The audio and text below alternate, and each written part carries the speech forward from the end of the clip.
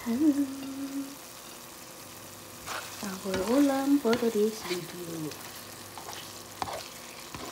Tocino again. Hindi ko masyadong iano. Although luto na to siya kasi nanhon ko muna siya ng tubig. Yung pinakuluan ko muna. Hanggang sa dahan-dahan siyang hanggang sa dahan-dahan siyang ganyan. Tapos nilagyan ko ng mantika pa. Napaka-juicy niyan guys, sa totoo lang. Ayan. Homemade again. So, ang sarap.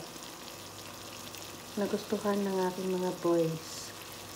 So, ang weather ngayon is summer. Oh, summer. Spring na. So, medyo may. So, ngayon, ito po ay hahaunin ko na. Ayan. Diba, ang sarap. Super sarap to guys.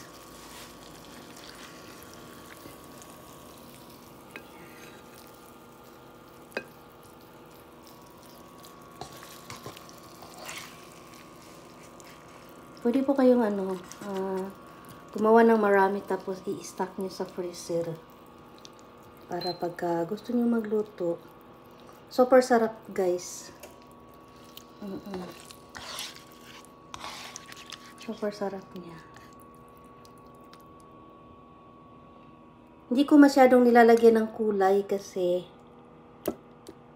tsaka hindi ko masyado siyang yung ini-stick sa mantika.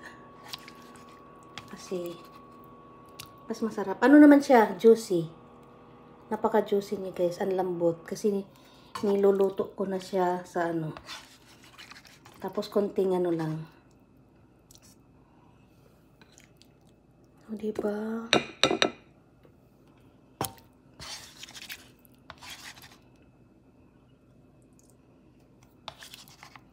Hindi siya nagugustuhan ng anak ko.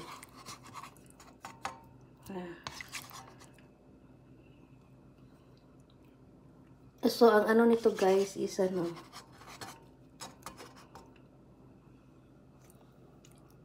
siya, 400 grams kada Ayan, sarap. O, diba? Ay, ulam for today's video.